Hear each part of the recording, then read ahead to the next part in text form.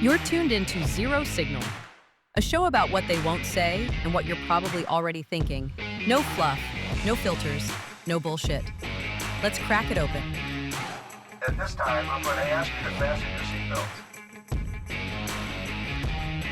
Welcome back to Zero Signal. Last time we cracked open the frozen vault of Antarctica, Nazi bases, pyramids under the ice, animal birds, strange expedition that ended with more questions than answers. But here's the thing about Antarctica. The deeper you go, the stranger it gets. This isn't just the coldest, loneliest continent on Earth. It's a stage where politics, science, conspiracy, and even biblical prophecy all collide. Tonight we're digging a bit deeper, past the myths you've heard before, into the stories they don't want to ask you about. Because Antarctica isn't just a frozen wasteland. It's a locked vault, and people with the keys aren't telling us what is inside. Let's start with something recent, something with names and dates we all recognize. 2016. Out of nowhere, Antarctica became the world's strangest travel destination. John Kerry, the U.S. Secretary of State, flies down on Election Day. Religious leaders from the Eastern Orthodox Church make pilgrimages. And Buzz Aldrin, at 86 years old, shows up at the South Pole, only to be evacuated for health issues. Before leaving, he supposedly fired off a tweet. "We are all in danger. It is evil itself." Then it disappeared. Officially, it was altitude sickness. Unofficially, that one tweet lit a fire of speculation that they weren't just sightseeing, they were summoned there. Now, Jay, let me ask you this. Why do you think world leaders and even church figures suddenly cared about Antarctica? Do you buy the ideal that they were called down there to see something? That's a hard question to answer. There's a ton of theories as to why they went down into Antarctica. I think it's pretty bizarre that they decided to go down and make this trip during the election in 2016. So that's when Trump and Hillary were running against each other. It looked like Hillary was going to win, but Trump ended up winning in a pretty big landslide, surprising everybody with the results. I think the official narrative is John Kerry went down there as an observer of climate change. I guess the glaciers were reportedly melting faster than usual. I know there was some Eastern Orthodox bishop, pope, not entirely sure what his title was. He went down there, and the official narrative there was that he was going down there to bless the Russian scientists in one of their bases. And then there's some sort of backroom chatter that Obama made the trip. I think it was official that he made a trip to Argentina, but the speculation is that he actually ended up using Argentina as a waypoint to get down to Antarctica. Some of the conspiracy theories are that they found an extraterrestrial craft or an extraterrestrial location, mothership possibly, and they were going down to have a conversation or see what this being had to say. Also, we touched on Base 211, the hidden Nazi bases down in Antarctica. And another theory is that they went down there to see the underground bases. Maybe they weren't populated, maybe they were just remnants, maybe they were ruins. But the other theory is that these bases were populated with descendants of the Nazis from 1945-46. The third theory, which if I had to pick a theory that seemed most likely, is that they somehow uncovered some ancient civilizations or possibly remnants of Atlantis. I don't buy the theory that Atlantis is down in Antarctica. I think when you look at and read Plato's books about Atlantis, it just doesn't fit the geographical location. There's people like Graham Hancock and some other scientists who point back to a big event 12,000 years ago where the crust kind of shifted and relocated Antarctica from maybe in the middle Atlantic all the way down to the South Pole. I think you're stretching there. But if I had to make hide nor hair of this, I would think a bunch of these world leaders, both officially and unofficially, went down there was because, in my opinion, that they found some sort of remnants of a old civilization. I think there's a couple other theories too I'd like to point out. Another one, which I think is more likely than underground Nazi bases, because I think if those were to have existed, we've known about those since 45. So what's that, going back almost 80 years ago? So why all of a sudden would world leaders want to go down there? At that point, it's old news. The second most likely theory is There's this theory that the elites have built conclaves, underground bases for a potential upcoming world catastrophe. So maybe they are going down there to check those out. And I think the probably the least likely one, very similar to the talking to an alien, is that somehow, some way, they somehow awakened an ancient evil or some Nephilim giants, which I think is unlikely, but we live in the world of conspiracy theory, and we enjoy talking about the fantastical and trying to find the truth somewhere in the middle. I think that's a fun one to talk about and dig into a bit.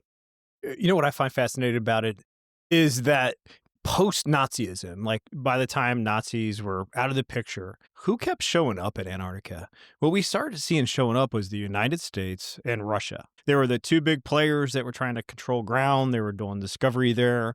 They kept showing up. And what we're seeing back in 2016 is John Kerry showing up as representation of the United States. And you're seeing the Eastern Orthodox Church, which their version of the Pope sets in Russia. It's another battle of the great powers that are in existence today. They're coming down to this area to exert their control and influence during that time.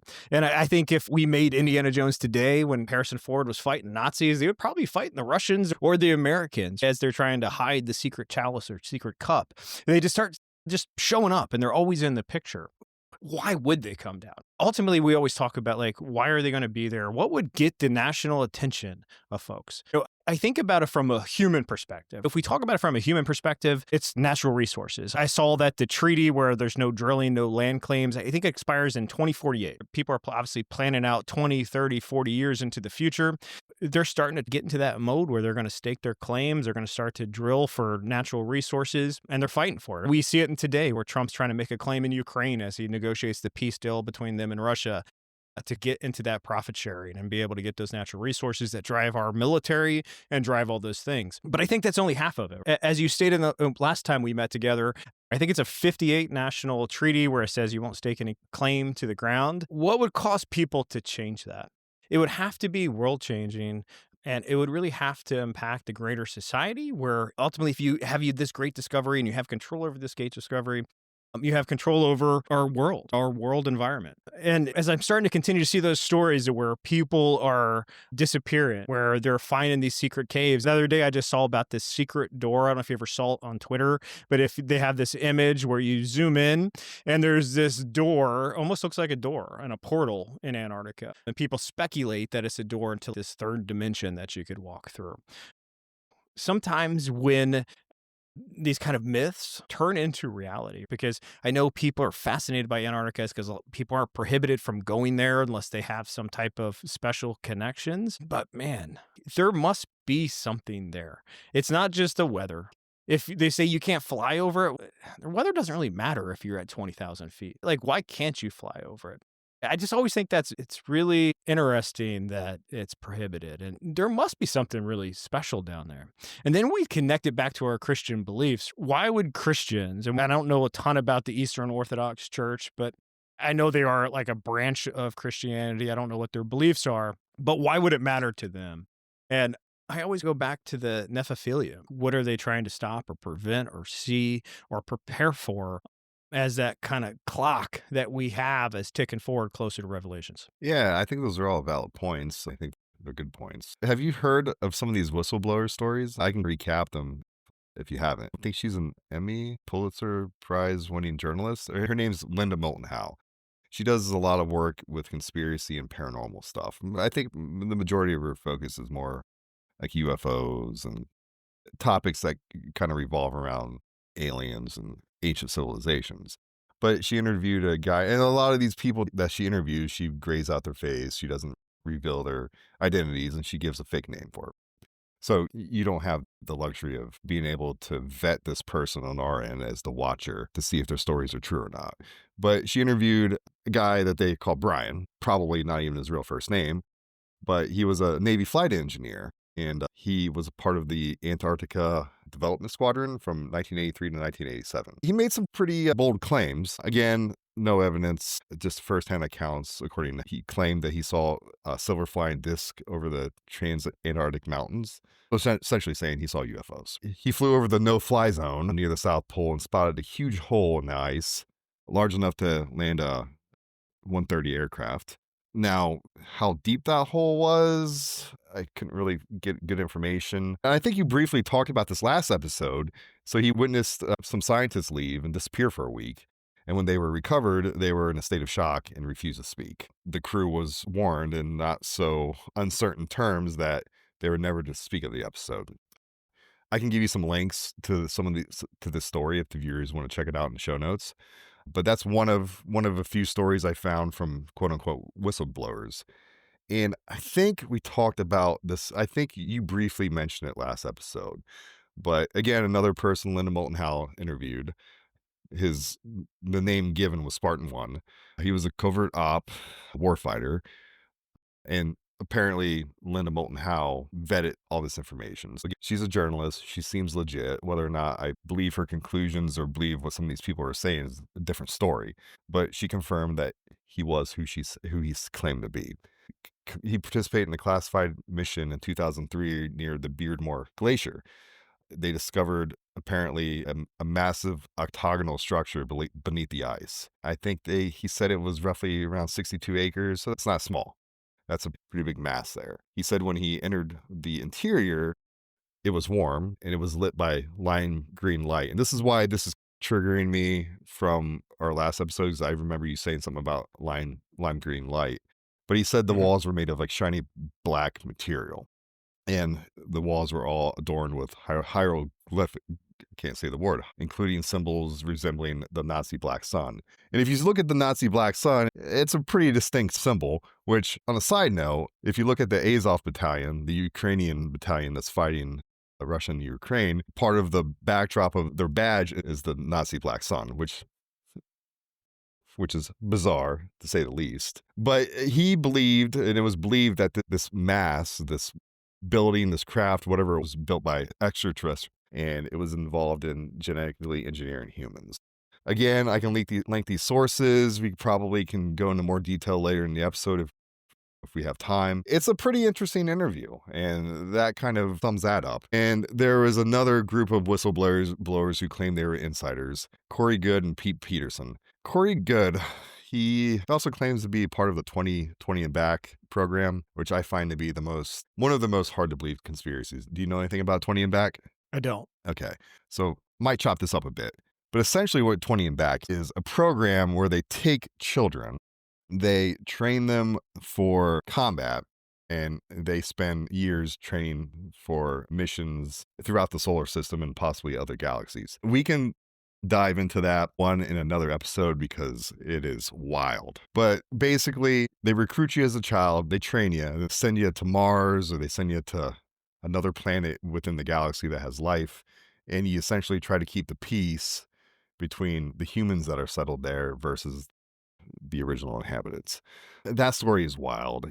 He claims he's blown his arms off, and they have these miraculous machines that can regenerate your limbs. I don't know if you remember Starship Troopers when like Rico got his arms, he got hurt and like he's in this machine and it's just like threading them back together. Yeah. He claims that technology exists. The thing that begs the question is, if you're gone for 20 years, how in the heck are you back here? And everyone knows you. There are people that have interacted with you on a daily basis in the past 20 years. And he's, it's like time manipulation. So you go there, and like you're only gone for a few days in your timeline, but once your service is over, they send you back to when you're a kid. And I'm like, dude, come on, bro. But I don't even buy we've been to the moons.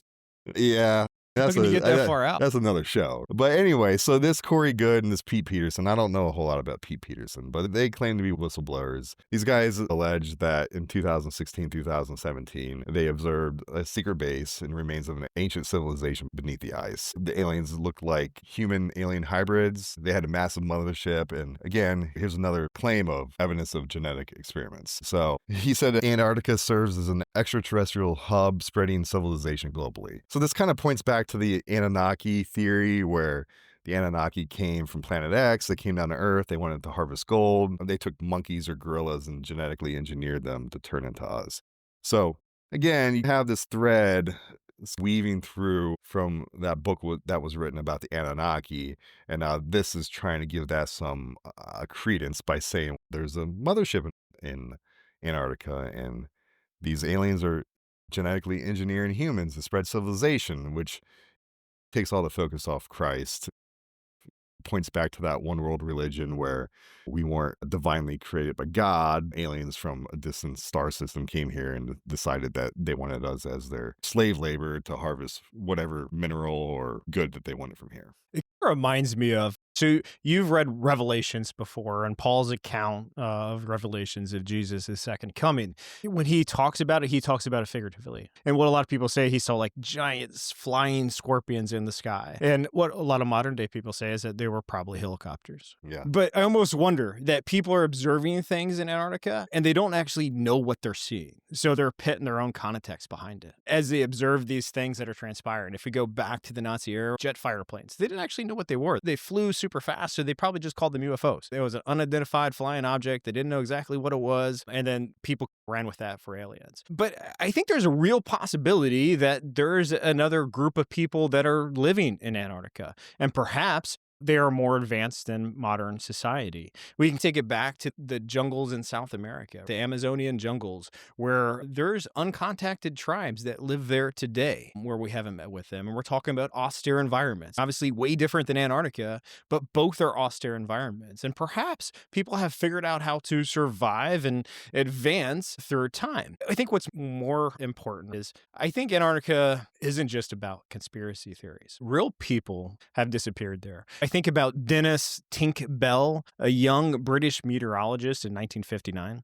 He fell into a crevice in the King George Island and vanished. He was gone within seconds. His body was only found in 2025, thawed out by retreating ice. Or perhaps Carl Dish, an American scientist in 1965. He walked this short path between buildings at the Bird Station, and he just never made it back. He just vanished in the wind. And then there was Rodney Marks, an Australian astrophysicist who dropped dead on the South Pole in 2000. You know what his cause of death was? It was methanol poisoning. Scientists dying by methanol poisoning. How it happened, no one knows. But what is more important, these are facts. These are not myths. These are facts. These are men who gave their lives at the edge of the world, and their stories are why Antarctica still feels haunted today. But I think to put that in context, we're talking about a place where relatively few people live, even if it's for a short time as they transverse back to America or whatever country they originated from, a very small community. Could you imagine like Moscow, Ohio, that has a population of 150 people, if all of a sudden within 5 years, 30, 40 people went missing and were later recovered dead, or something awful happened to them? How crazy is that? Yeah. So let's go a little fantastical here. So I think we may have covered this before, but say you are an alien and you want to come to Earth. Like, where are you going to put your base? You're going to put it under the ocean, or you're going to put it on a frozen wasteland where nobody can really go?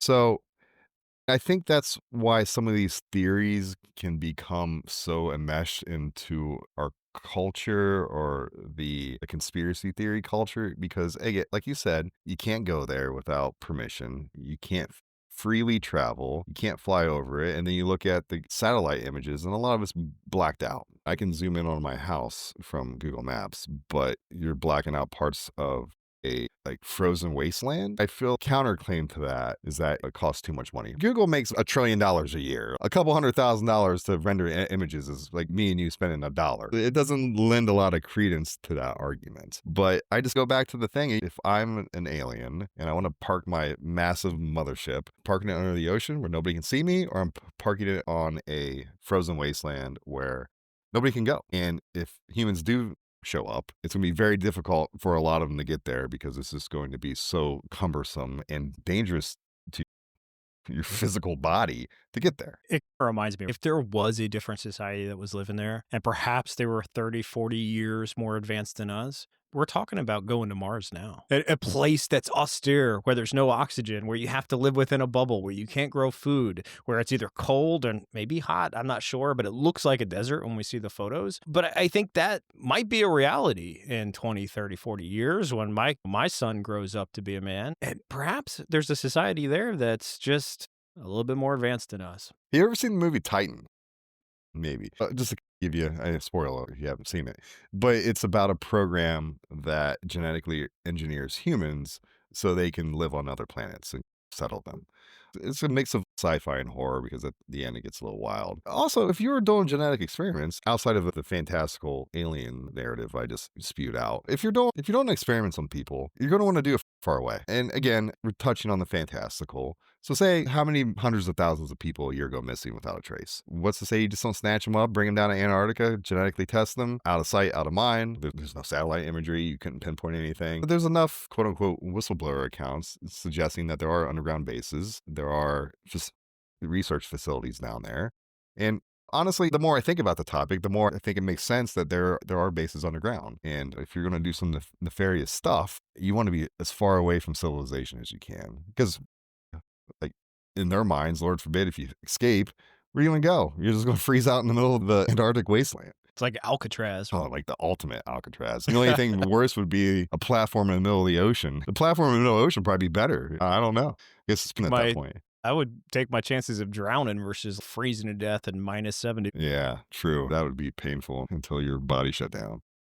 You know, what I always think about with these conspiracy theories is if any of them were true, like, why does the governments, and I'm not talking about the American government because they probably have their reasons, but the governments of the world, because these aren't just rumors that originate in the United States, like, why aren't they telling people? Why aren't there's so many whistleblowers, there's so many like leaky ships within government agencies. We think of Snowden and told that people were eavesdropping on cell phones and he fled to Russia. What's the benefit, like the global benefit? Everybody's same page, same stamp, that we're not going to tell anybody about what's going on down here. I can't explain that. Yeah, regardless of how we see the world, the ultimate goal is a one world government. But in my mind, like, you have certain power players jockeying for position. In order to get that top dog seat, you're not sharing your science, you're not sharing your technology for the most part, especially the stuff that's decades more advanced than what we have now. You might share the stuff that's modern. You might share your AI. You might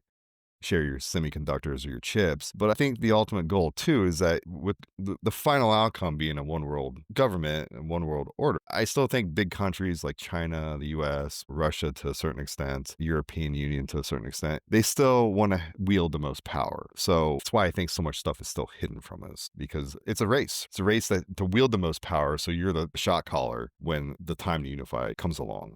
You think of these presidents like President Trump. When he first got back into office, he was like, I'm going to tell you about the JFK assassinations, because there's so many conspiracies about how JFK was murdered. I don't know. It seems like somebody would talk about it. But there's so many people that are talking about it. And there's what really boggles my mind is we go back to when we first started talking about this topic is essentially a pope traveling to Antarctica. There's no reason why a pope of the Eastern Orthodox Church would go visit Antarctica.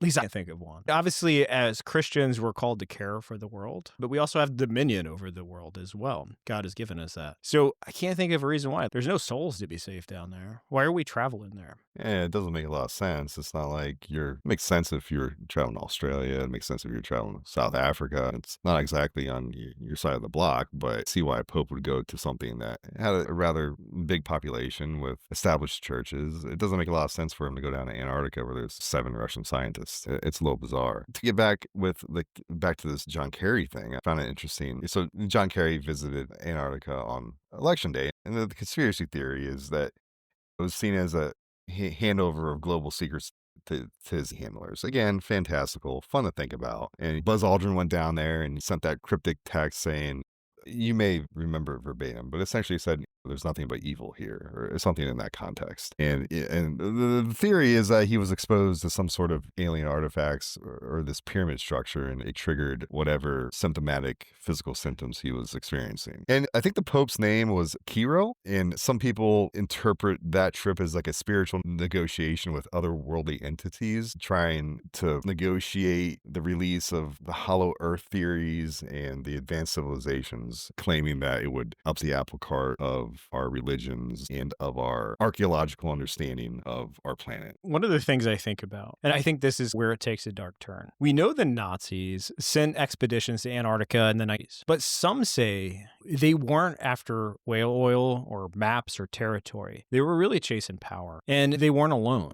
Groups like the Thule Society and the Thule Society were really whispering in their ears during this time. The Thule believed in Hyperborea, really a lost homeland, maybe hidden at the poles, home of this pure race. And the Vril Society claimed a hidden life force energy called Vril could give them superhuman powers, perhaps even like flight. Mediums in the group claim to channel messages from advanced beings beneath the earth. Imagine Hitler, obsessed with the occult, hearing that Antarctica could be a gateway to the lost power. And that's the theory, that Nazi bases were less military outposts and more occult kind of treasure hunts. Think back to the Indiana Jones. And I almost wonder, like, we have these competing societies, we have the Nazi regime going down there and like setting up shop. And they obviously got there and they're setting up shop. And who remain behind? And as I start to breadcrumb those trails back together, it's almost like people were down there. And that would be a really good reason to send a pope to talk to these people that are very demonic at this point. Like they don't believe in all, they don't want to save everybody. They only want to save the white, blonde-haired, blue-eyed folks at that point in time. And you can imagine the demonic manipulation that's occurring. And perhaps maybe a society figured out how to live there. And this Pope wanted to travel down there, and now we're talking about a soul-saving mission. So do you think the Nazis really believed that Antarctica was really this doorway to hidden power? Or perhaps maybe it's just like a myth? Man, what I think is, so Hitler was so hungry for these artifacts. And I think when you're a megalomaniac and you're smoking meth all day, and you start to become unhinged, you can read a lot between the lines, especially if you're being talked to by mediums and these kind of occult esoteric societies like the Vril. I think you can really lose your way. If you're not rooted in Christ and your discernment is out the door, you're going to start drawing a lot of conclusions that are just based on bad information. So it would not surprise me in his lust for these artifacts that someone said, oh yeah, there's that massive continent down there that nobody's really ever been to other than a handful of explorers. I got this message from whatever spirit, or this ancient text talks about a lost land where there's a lost ancient civilization. You need to send someone down there to suss it out. And I just think with the drug use and the high stress of bringing a country together and just this desire for ultimate power and world domination, he's grasping at anything he can get his hands on. I do think that there's probably something down there that's ancient and buried, or at least there's remnants of. I think that due to my biblical lens, I think it was a pre-flood civilization that got destroyed, and after the flood, it just froze over. So I think that there's a good likelihood that there is buried ruins. And so that's where I set with this whole. That's what they talk a lot about. That's what a lot of people call Antarctica. Maybe perhaps it was the former Atlantis. That was a super society that perhaps was run by the Nephilim. They set up shop there. And because it's where it's located, and if we go back to the Pangea, if you're one of those believers that believe the entire continents were united pre-flood, a lot of people think that this is kind of where it was located. But it was like when the world started breaking apart and the Noah flood came and we killed off humanity, God caused perhaps a major earthquake that separated the continents. And like the fall of the Tower of Babel, where folks turned to salt, they scattered them all across the world. And because of its location near the Ring of Fire, where they have large earthquakes and different things as they're separating the continents, and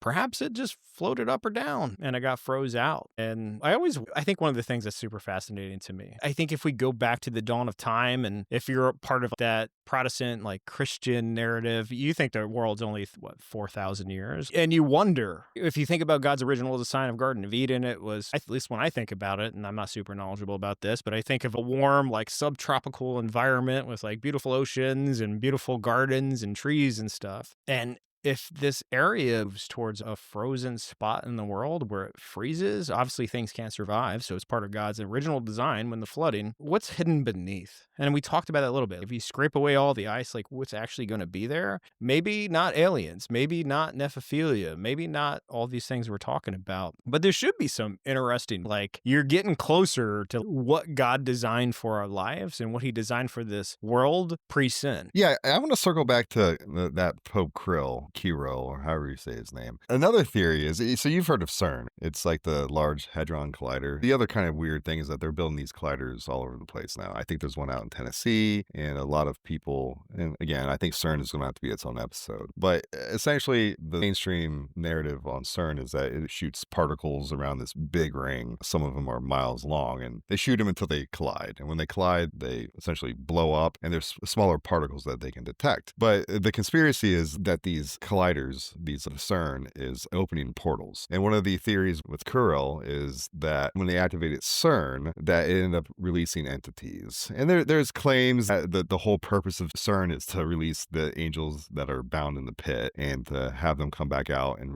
which on Revelations it talks about, as far as I can recollect, it talks about these angels being released. It says when the Euphrates River dries up, these angels will be released from the bottomless pit. So the theory is that Krill went down there to do a blessing to seal Lucifer and the giants found in the chambers so they couldn't get out.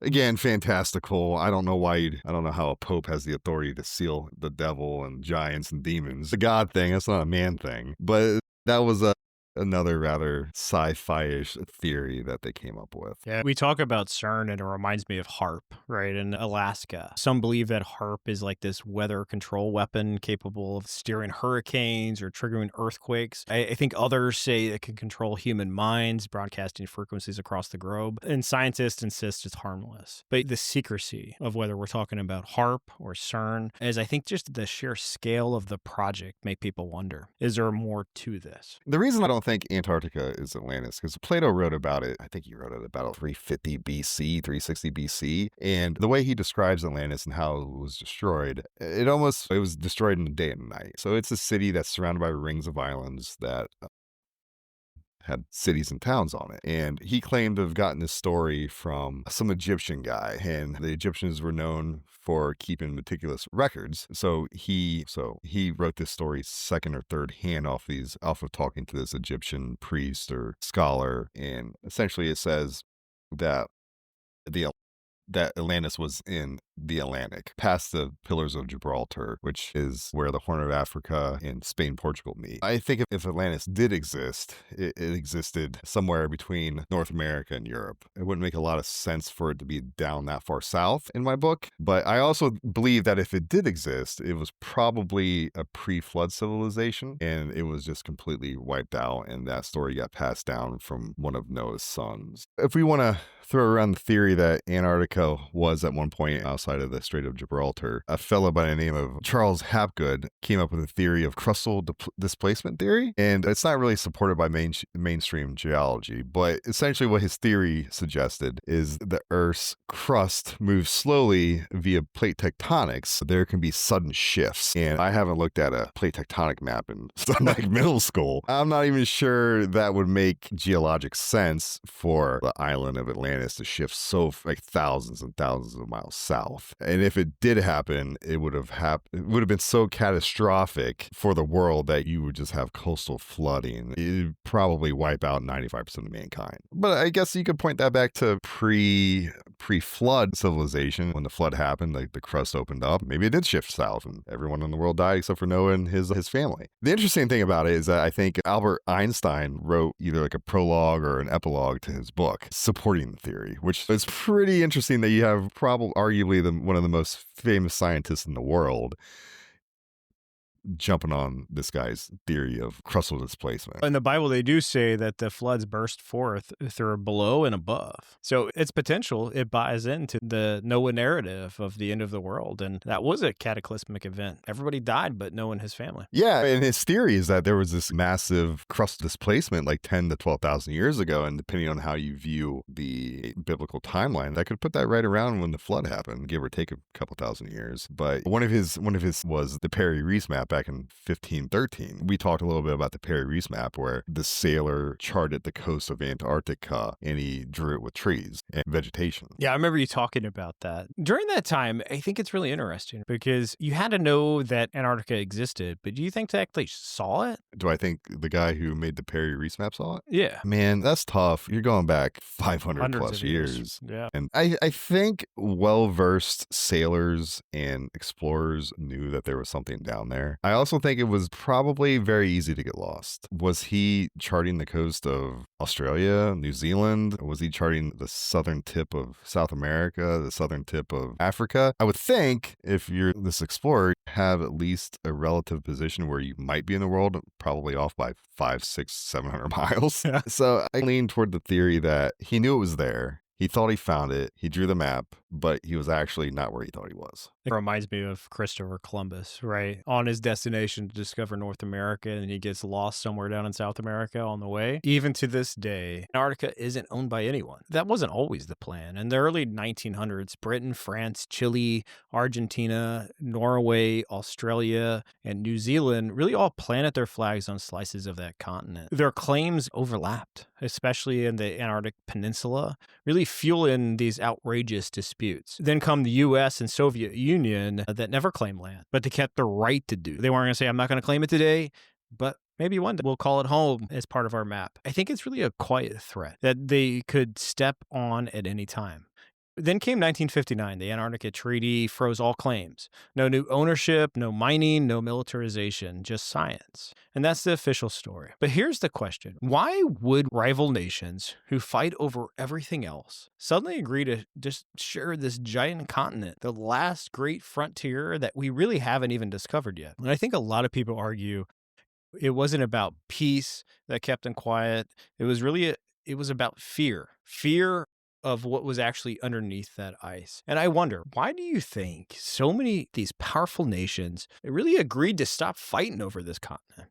Was it really about peace and science? Or perhaps was there something down there that just they didn't want us to see? Yeah, Dave, man, that question, I struggle with it, man. I think there's so many interesting circumstances, so many caveats.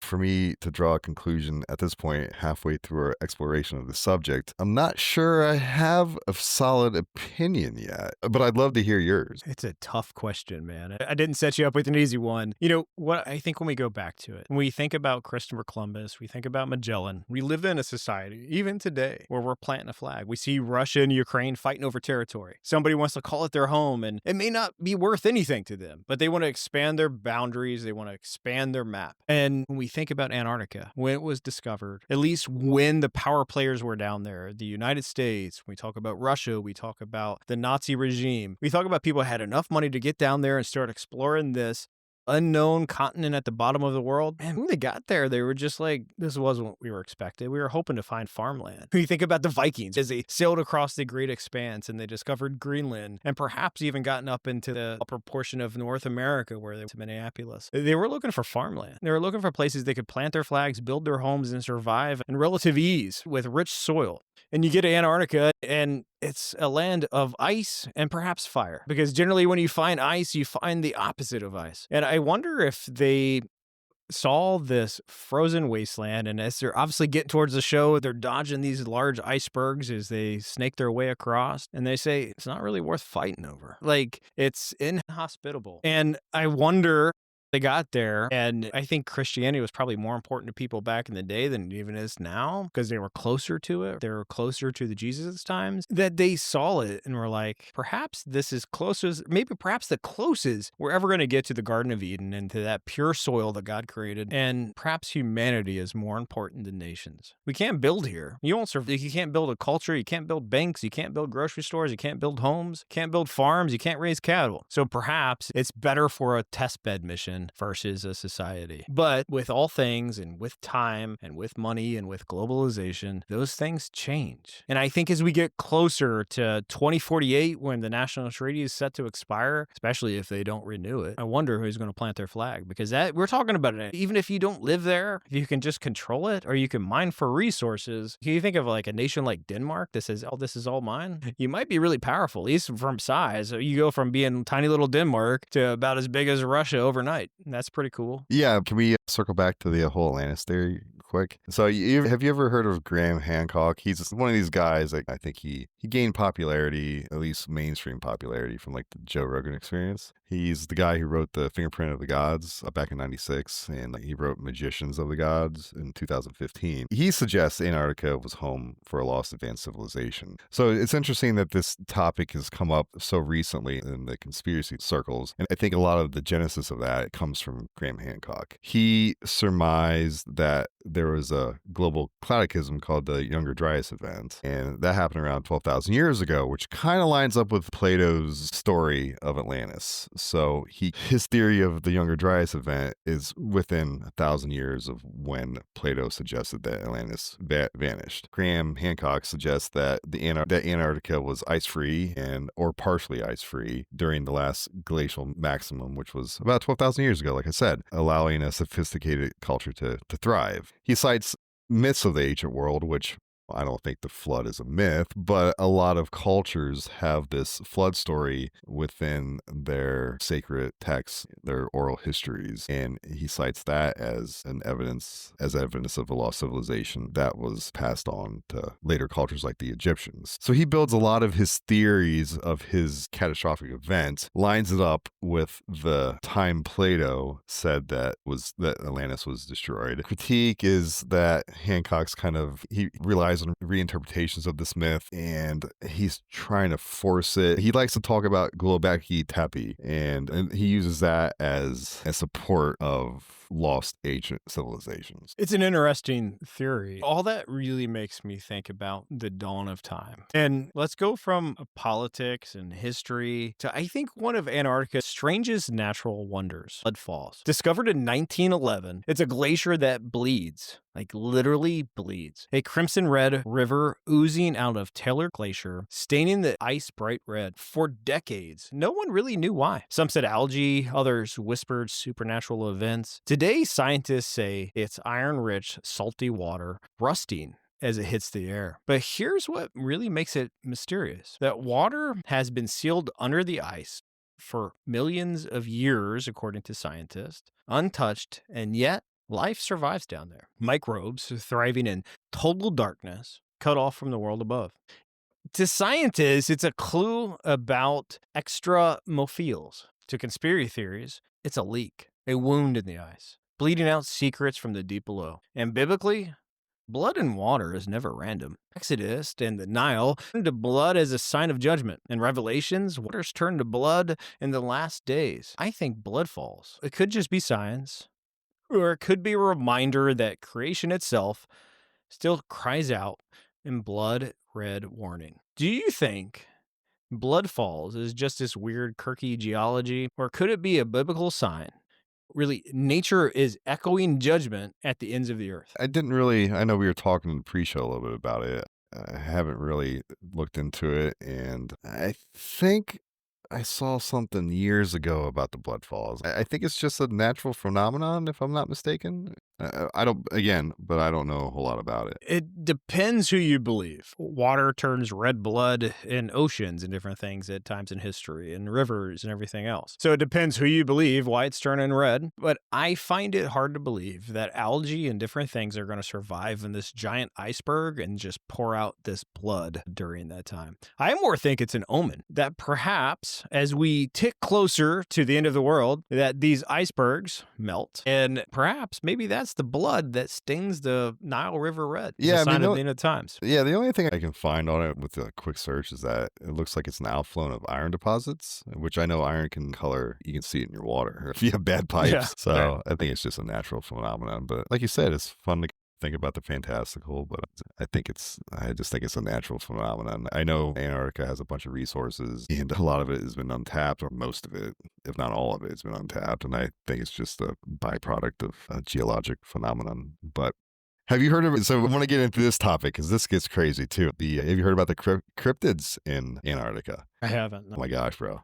You're going to love this. This is up our alley. A fellow by the name of Eric Hecker. He's a former Navy serviceman and Raytheon contractor. He worked in one of the bases down there in the South Pole Station in 2010 and 2011. He claims he had observed advanced technologies, including directed energy weapons and faster-than-light communication systems. I actually listened to an interesting podcast on this one, and I think this can be an episode in and of itself, but I'd just like to touch on it. He alleges involvement in government programs such as the Stargate Project, MK Ultra, during his youth, which he believes influenced his later career and perspective. This is the part that I think when we vet some of these quote unquote whistleblowers, you try to vet their background and what they've done in their life. But he's actually testified before Congress, sharing his experience and raising concerns about the undisclosed technologies and their potential implications, which is pretty interesting. Yeah, so I want to touch on some of the cryptid legends out there. So you ever hear of the Nijin? I haven't, no. Yeah, so it means a human in Japanese. The story originates from Japanese well-researched cruise and internet forums in the mid-2000s. Crews reported seeing an enormous humanoid creature in the Antarctic waters. The description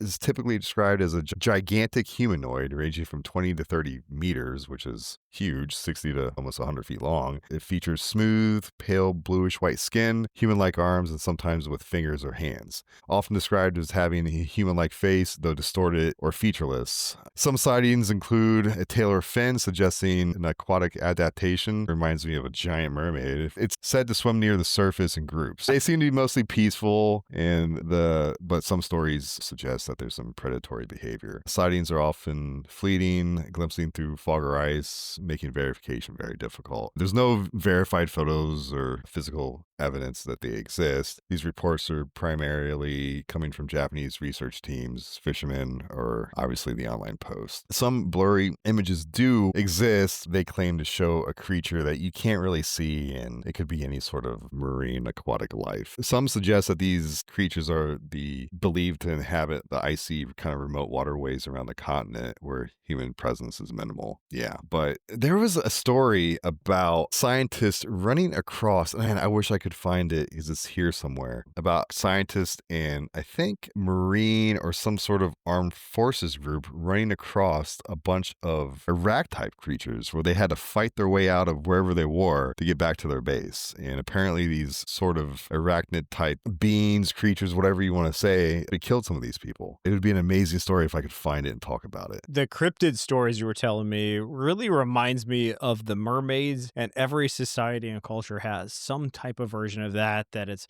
half woman, half fish that are swimming near the surface. I remember visiting Denmark with my wife when she was down there for one of her lawyer trips, and I saw this little like statue of a mermaid on the rocks that was out in the ocean. It was actually very popular. It was inspired like the mermaid, what was it called? The Lady and the Mermaid or something in the Disney cartoon. But it was actually really disappointing. This statue was like 4 feet tall. Like it was tiny on these rocks outside. But I feel like every society, and I don't know why, has some version of the mermaid, just much like the Kraken. Everybody has some version of the Kraken story out there, and people talk about this type of Kraken beast in the water. I don't know if it's just old sailor wise tales or what. And I also find it funny that a lot of sailors, at least back in the day, were men. These versions of the stories were always half women, half fish. I'm not sure which one you'd want to be which, but that's the story they told. Yeah, weren't the sirens in some of the Greek epics, weren't they like mer women? And they would sing out to the sailors and they'd jump overboard and they end up drowning or getting killed by those creatures. It's an interesting thread through like culture, and especially ancient culture. I think a better what is called a scurvy. The sirens and the mermaids, they make me think of body of waters. And then there's Lake Vostok. So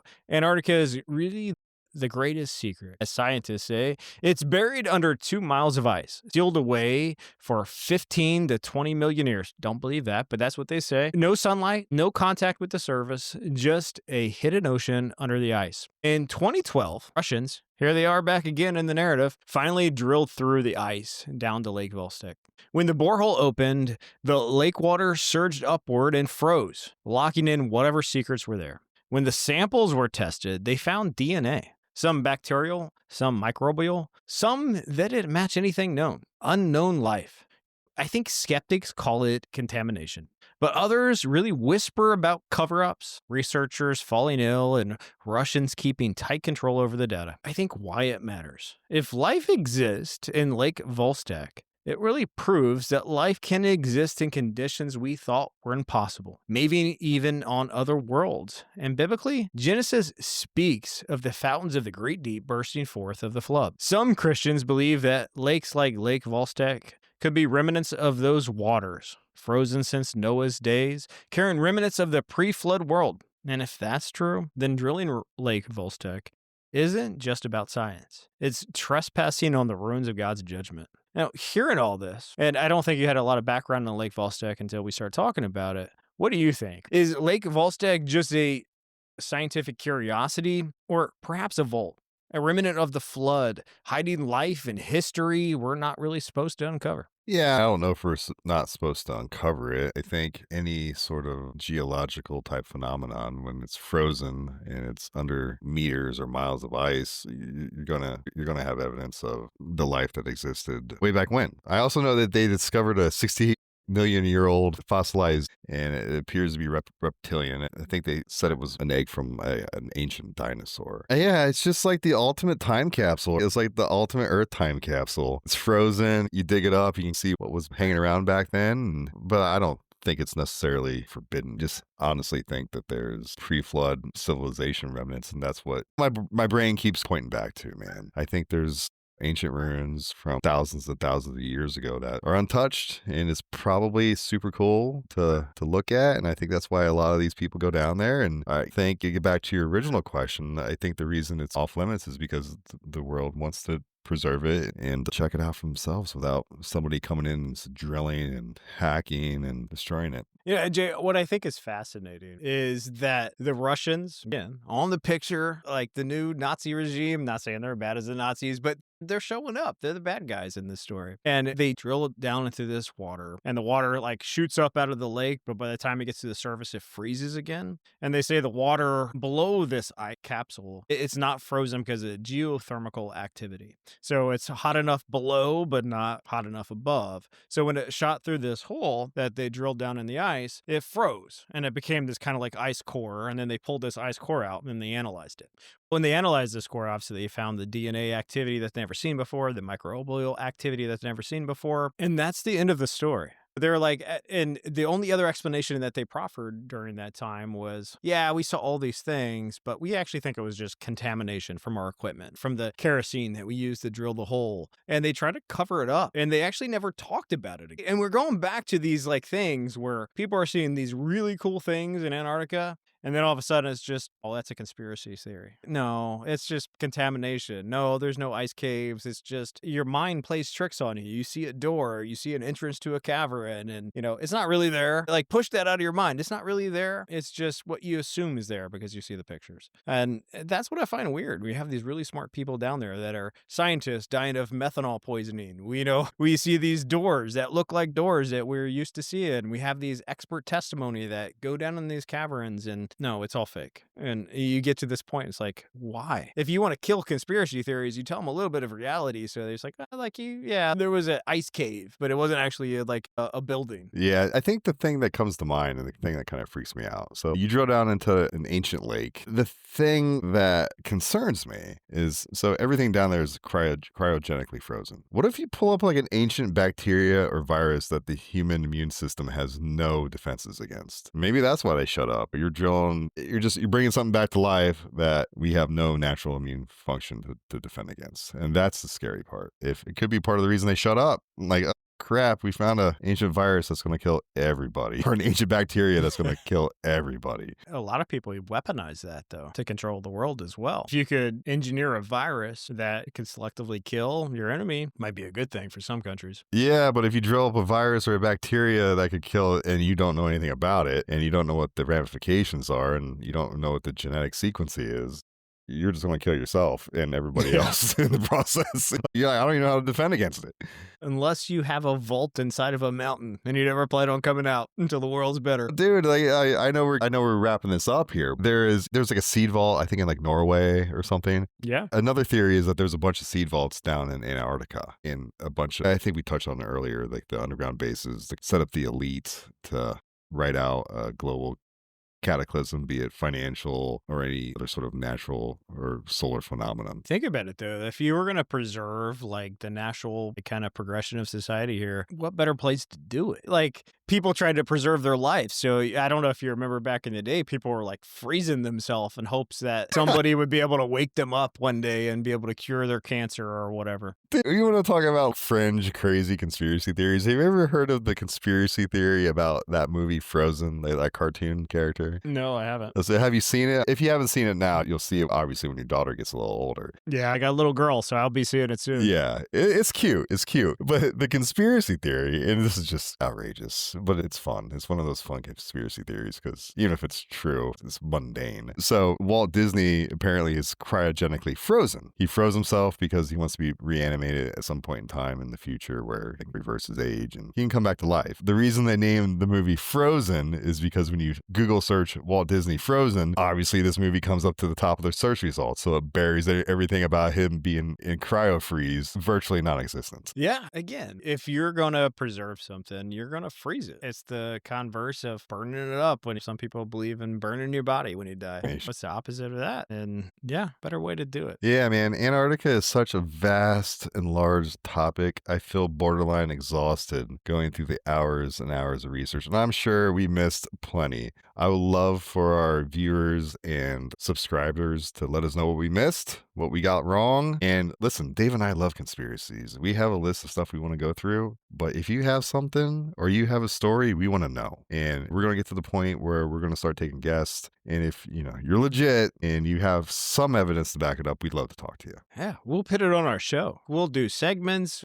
We'll talk to you. We'll discuss the theories. It's always important. And I think as we talk about closing tonight, right, Jay? I think ultimately what the viewers want to know is, what do you think about Antarctica? What is it? Why are people covering it up? Why are people hiding it? What is it? What is Antarctica to you? So I think I've mentioned it a few times, and I'll just wrap it up and put a bow nice and tight on top. I think the reason everyone is in agreement with not claiming it is that I think they found something of an ancient pre-flood civilization. And if that exists, you're going to see the Nephilim, you're going to see the giants, you're going to see probably pretty strange technology that you have no clue that existed. And I think there's a race to possibly get your hands on it when the weather is cooperating. And I think a lot of it has to do with archaeological digging and trying to figure out what's down there. It's a good point. A continent of ice, but also a continent of secrets. Politicians flying out. Scientists disappear, glaciers bleed red, and hidden lakes whisper of pre-flood worlds. Maybe it's just geology and science, or maybe, just maybe, Antarctica is the closest thing we have to our forbidden zone, a place God left untouched, as a reminder that not everything is meant to be uncovered, keeping our eyes on Christ and living our best lives that we can. It's always fun to play the Indiana Jones narrative, as I like to call it, and discover new findings. But keep your eyes on your family, keep your eyes on your loved ones, keep your eyes on God, because that's what matters most in this life. And somehow, in some way that is unknown to me, we'll eventually connect the dots, whether it's through self-revelation or through God's revelation. And brother, what do you want to leave with our guest tonight? Yeah, man, I think the same thing I say every week, man. Jesus loves you. We love you. We would love for you to like, subscribe, and comment. We want to build a community around this. And I think the best way to build a community is by interacting. We'd love to hear your ideas. We'd love to hear your criticism. We're always open to that. And if we got, like I said before, if we got something wrong, let us know, man. We're learning too. Conspiracy is such a robust subject, and there are so many minute and macro ideas that, man, we're all here to explore, man. We're here to uncover the truth and find the truth through the noise. Most important thing. We're all learning. We're all learning every single day, man. Tell us why we're wrong. Tell us why we're right. Subscribe and talk to us. But ultimately, thanks for listening to Zero Signal. More importantly, question everything. Test it against the truth. And never forget, the ends of the earth are closer than we think. We've hit the 0 hour. That's a wrap on this week's transmission. New episodes drop weekly, so stay tuned and don't miss the next signal. Follow, subscribe, and spread the word. You've been listening to Zero Signal. We're out.